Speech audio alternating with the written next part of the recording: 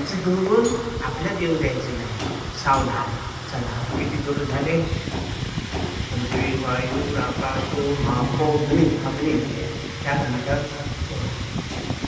चंद्र आकाशो मापो चंद्रमा कवी चंद्राला बरं केलं. चंद्र लहान मोठा होत नाही. अमावस्या पौर्णिमा ते दिसते फक्त ग्रहाच्या रमणामुळे. आज पौर्णिमा आज अमावस्या. चंद्र कधीच लहान मोठा होत नाही. ग्रह आडवे तिकडे येतात म्हणून ते येईल प्रकृती बदलावले. समजलं का?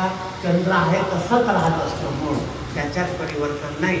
तसा आत्मा जो आत आहे त्याचा जन्म होत नाही, तो मरत नाही, तो कधी बालअवस्थेत नसतो, कधी युवा शरीर बालपणात असते शरीर, युवावस्थेत असते शरीर, म्हातारा होते शरीर आणि मरते ते शरीर. मी त्या दिवशी उदाहरण सांगितलं तुम्हाला.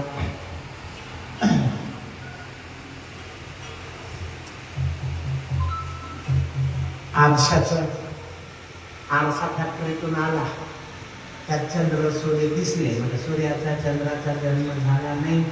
आरसा फुटला, पण त्यातला चंद्र सूर्य दिसतही नाही, कारण तुकडे तुकडे झाले आता एकदम चुरा.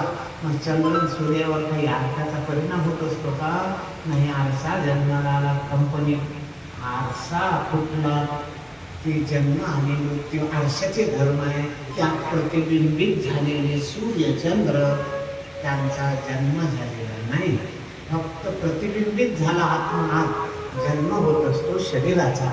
म्हणून दत्तात्रेयाने हे ज्ञान आपल्याला दिलं. म्हणून आपण मरतो की नाही, फक्त शरीर सोडून देतो आपण. वासांश जीर्णानि यथा विहाय नवानि गृह्णाति नरोपराणि तथा शरीरानि विहाय जीर्णानि अन्यानि शरीरानि नवानि देहि.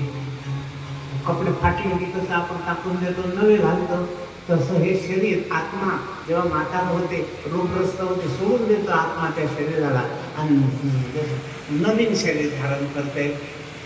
पण ते नवीन शरीर धारण म्हणजे जन्मगत धडकलो आपण, पण आपल्याला मुक्त व्हायचं आहे. म्हणून आपण शरीर नाही, आपलं मूळ स्वरूप आत्मा आहे.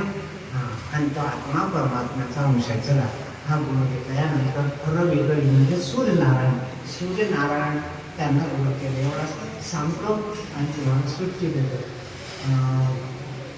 सूर्याजवळ काय गुण घेतला दत्तात्रेयाने? सूर्यनारायणाजवळ प्रकाश भरपूर आहे. बिंब तरी बचके एवढे ज्ञानेश्वरी वाचा, एवढं जर दिसते, पण प्रकाशात त्रैलोक्य थोपडे. त्रिलोकीमध्ये प्रकाश जाईल.